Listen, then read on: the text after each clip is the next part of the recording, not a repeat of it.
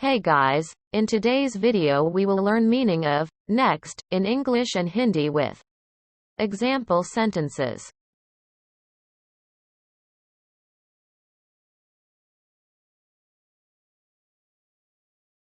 Next meaning in English is coming immediately after the time of writing or speaking, or following in the specified order.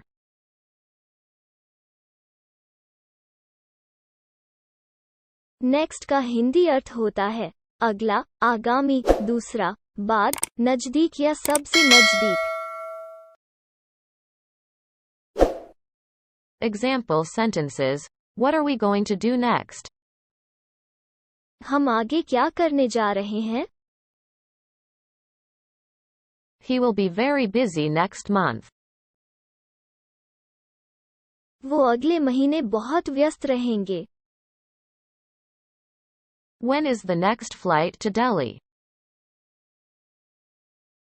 Delhi के लिए अगली flight कब है?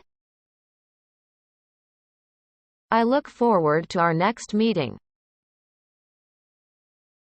मुझे हमारी अगली मुलाकात का इंतजार है. You must get off at the next station.